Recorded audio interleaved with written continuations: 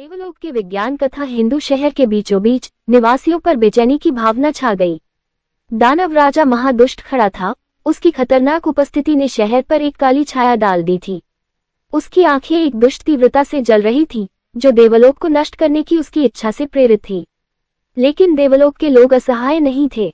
उनकी सबसे बड़ी योद्धा साक्षी नाम की एक निडर हिंदू महिला खतरे का सामना करने के लिए तैयार खड़ी थी।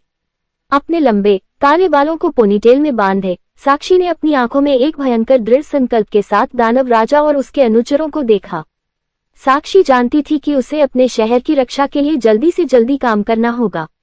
उसने अपने भरोसेमंद विज्ञान कथा हथियार दिव्यांश को पकड़ा, एक शक्तिशाली उपकरण जो देवलोक के योद्धाओं की पीढ़ियों से चला आ रहा था।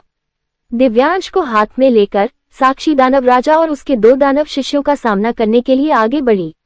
युद्ध भयंकर था। दानव शिष्यों ने लेजर विस्फोटों और मिसाइलों की बौछार की, लेकिन साक्षी एक कुशल योद्धा थी और दिव्यांश की शक्ति उसके अंदर से होकर गुजर रही थी। वह हमलों के बीच चकमा देने और बुनने में सक्षम थी। एक तेज और सटीक गति के साथ साक्षी ने दिव्यांश को निकाल दिया, जिससे दोनों दानव शिष्यों के इंजन पर हमला हुआ और उनमें चिंगारी और लपटों की बौछार के साथ विस्फोट हो गया। दानव शिष्यों की विज्ञान फाइन मशीनें जलकर सुलग रही थीं। उनका खतरा बेअसर हो गया। अब साक्षी ने अपना ध्यान मुख्य बॉस दानव राजा महादुष्ट पर लगाया, जो उसका इंतजार कर रहा था। उसकी आंखें क्रोध से जल रही थी।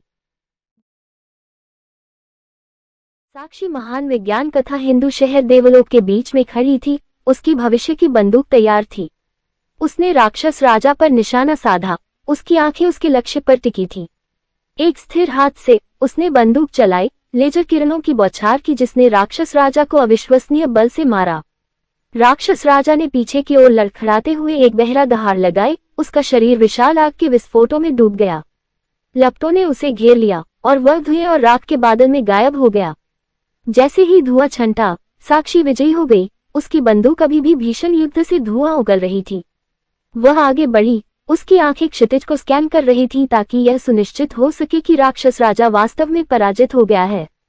संतुष्ट होकर कि खतरा बेअसर हो गया था, साक्षी तेज धूप में खड़ी थी। उसके चेहरे पर एक खुश मुस्कान फैल गई। उसके लंबे काले बाल सूरज की रोशनी में चमक रहे थे और उसकी चमकदार आंखें खुशी से चमक रही थीं। उसने अपने शहर को बचा लिया था और वह जानती थी कि उसने बदलाव ला दिया है।